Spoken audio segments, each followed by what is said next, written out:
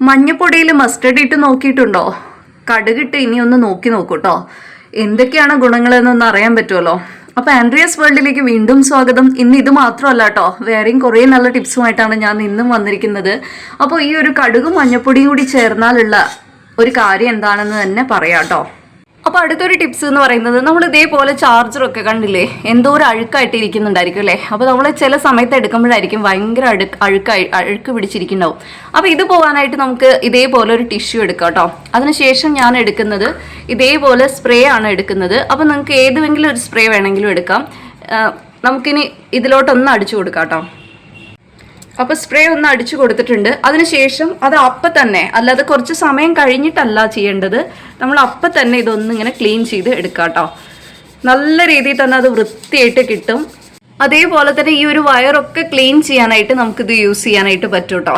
നല്ല വൃത്തിയായിട്ട് കിട്ടും. നമുക്ക് നല്ല രീതിയിൽ തന്നെ നമുക്ക് അറിയാൻ പറ്റും ഇതിലുള്ള ആ ഒരു അഴുക്ക് നമുക്ക് ഇതിൽ തന്നെ നമുക്ക് കാണാനായിട്ട് പറ്റും കേട്ടോ. അപ്പോൾ ഇതേപോലെ നല്ല രീതിയിൽ തന്നെ ഒന്ന് ക്ലീൻ ചെയ്ത് എടുത്താൽ മതി. നമുക്ക് ഈ ഒരു കോഡ് വയറും കാര്യങ്ങളും ചാർജറും ഇതൊക്കെ ഇങ്ങനെ തന്നെ ഒന്ന് ചെയ്തെടുത്താൽ മതി കേട്ടോ. നല്ല വൃത്തിയാവും. നമ്മൾ എവിടെയെങ്കിലുമൊക്കെ പോകാൻ നേരത്തായിരിക്കും അല്ലേ ഇതൊക്കെ ഒന്ന് എടുത്ത് നോക്കുന്നത്. അപ്പോൾ സ്ഥിരം നമ്മൾ ചാർജ് ചെയ്യുന്ന സമയത്തും ആഴ്ചയിലോ അല്ലെങ്കിൽ എപ്പോഴെങ്കിലും ഒക്കെ ഇങ്ങനെ ഒന്ന് ചെയ്തെടുത്താൽ മതി കേട്ടോ. അപ്പോൾ അടുത്ത നമ്മുടെ ഒരു ടിപ്സ് എന്ന് പറയുന്നത്, നമ്മൾ ഇതേപോലെ കുറച്ച് മഞ്ഞപ്പൊടി ഒന്ന് ഇട്ട് കൊടുക്കുകയാണ് ഒരു പാത്രത്തിൽ. ഇത്തിരി, അതായത് ഒരു കടായിൽ ഇങ്ങനെ ഇട്ട് കൊടുക്കുകയാണ്. അതിനുശേഷം നമുക്ക് കുറച്ച് മതി കേട്ടോ.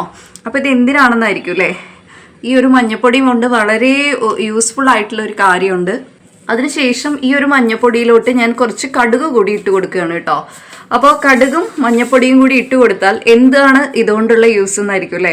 ഇതെന്താന്ന് പറഞ്ഞാൽ നമ്മൾ ജസ്റ്റ് ഒന്ന് വറുത്തെടുക്കുക.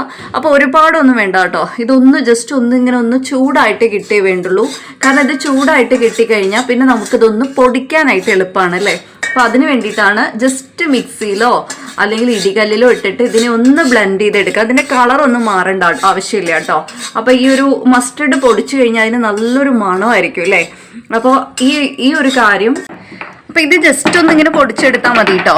ഈ ഒരു കടുകിൻ്റെ മണം നല്ലോണം ഒന്ന് വരാൻ വേണ്ടിയിട്ടാണ് ഇങ്ങനെ പൊടിച്ചെടുക്കുന്നത്. കടുകിന് നല്ലൊരു സ്ട്രോങ് ആയിട്ടുള്ള ഒരു മണം തന്നെയല്ലേ. അപ്പോൾ ഇതൊന്ന് വന്നു കഴിഞ്ഞാൽ ഈ ഒരു മഞ്ഞപ്പൊടിയും ഇതും കൂടെ ഇനി ഇത് നമുക്ക് ഇങ്ങനെ കിച്ചണിലോ എവിടെയെങ്കിലുമൊക്കെ സൈഡിൽ ഇങ്ങനെ ഉറുമ്പ് വരുന്ന ഭാഗങ്ങൾ ഉണ്ടാവില്ലേ, അവിടെ നമുക്ക് ഇങ്ങനെ ഇട്ട് കൊടുക്കാം കേട്ടോ. അപ്പോൾ ഇങ്ങനെ ഇട്ട് കൊടുത്തു കഴിഞ്ഞാൽ എന്താ ഗുണം എന്ന് പറഞ്ഞാൽ പിന്നീട് ഉറുമ്പ് ഒരിക്കലും വരില്ല. ഇപ്പോൾ ചെറിയ കുട്ടികളൊക്കെ ഉണ്ടെന്നുണ്ടെങ്കിൽ നമ്മൾ ഈ ചോക്കൊക്കെ യൂസ് ചെയ്യും അല്ലേ.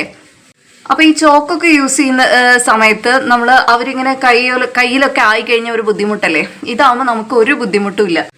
ഇപ്പം നമുക്ക് എവിടെയാണെങ്കിലും, ഇപ്പോൾ എന്താ പറയുക, ഈ സ്റ്റൗവിൻ്റെ ഒക്കെ താഴെയാണെങ്കിലും ഉറുമ്പ് വരുന്നുണ്ടെങ്കിൽ ഈ ഒരു മസ്റ്റർഡിന് നല്ലൊരു സ്മെല്ലായതുകൊണ്ട് തന്നെ അത് ഒരിക്കലും ആ ഒരു ഉറുമ്പിന് അത് ഇഷ്ടമില്ലാത്തതുകൊണ്ട് തന്നെ അത് അങ്ങനെ വരില്ല.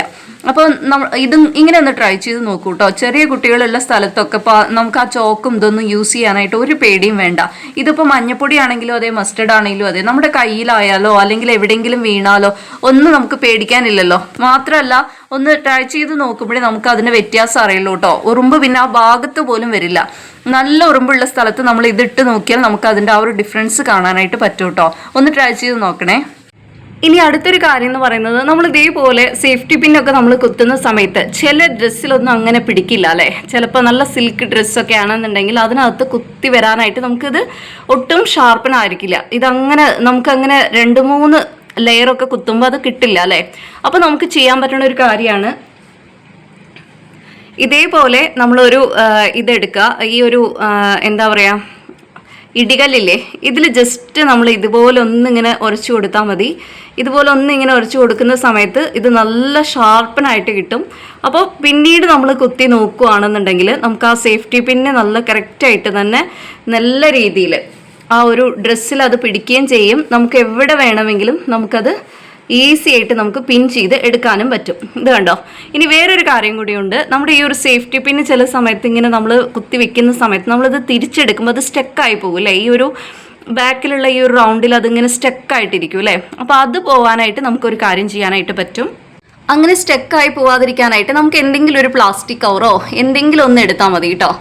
ഇങ്ങനെ ചെറിയൊരു പീസ് എടുത്താൽ മതി. അതിനുശേഷം ഇതിലാദ്യം ഇതൊന്ന് പിന്നെ പിൻ ചെയ്ത് വെക്കാം. ഇത് കണ്ടോ, ഇങ്ങനെ ഒരു പ്ലാസ്റ്റിക് കവറോ എന്തെങ്കിലും ഒരു കാര്യം, ചെറിയൊരു പീസ് ഇതിനകത്ത് ഇങ്ങനെ ചെറിയത് മതി കേട്ടോ. ഇതിപ്പോൾ ഞാൻ കാണാൻ വേണ്ടി ഇത്തിരി വലുതാക്കിയതാണ്. ഇതിനകത്ത് ആദ്യം കുത്തിവെക്കുക. അതിനുശേഷം നമ്മൾ എത്രയാണോ നമ്മൾക്ക് എത്ര ലെയർ വേണോ അതിങ്ങനെ കുത്തിയെടുത്തിട്ട് നമ്മൾ ചെയ്യുകയാണെന്നുണ്ടെങ്കിൽ ഒരിക്കലും ഇത് സ്റ്റക്ക് ആവില്ല. അപ്പോൾ നമുക്ക് ഇങ്ങനെ ഇത് അഴിക്കുന്ന സമയത്ത് നമുക്ക് ബുദ്ധിമുട്ട് വരില്ല. ഈ ഒരു സേഫ്റ്റി പിന്നിൻ്റെ ഇതിലിങ്ങനെ സ്റ്റക്കായിട്ടുള്ള ഒരു ബുദ്ധിമുട്ട് വരില്ല. അപ്പോൾ ഇങ്ങനെ ഒന്ന് ട്രൈ ചെയ്ത് നോക്കൂ കേട്ടോ. അപ്പോൾ ചെറിയൊരു കാര്യമാണ് എങ്കിലും എല്ലാവർക്കും ചില സമയങ്ങളിൽ ബുദ്ധിമുട്ടുള്ളൊരു കാര്യമാണല്ലേ. അപ്പോൾ ഇന്ന് ഇത്രയൊക്കെ ടിപ്സ് ആയിരുന്നു. ഇതൊക്കെ ഇഷ്ടപ്പെട്ടു എന്നുണ്ടെങ്കിൽ ലൈക്ക് ചെയ്യാനും ഷെയർ ചെയ്യാനും കൂടി മറക്കില്ല എന്ന് വിചാരിക്കുന്നു. നാളെ അടുത്ത നല്ലൊരു വീഡിയോയുമായിട്ട് വീണ്ടും കാണാം. അതുവരെ ബൈ.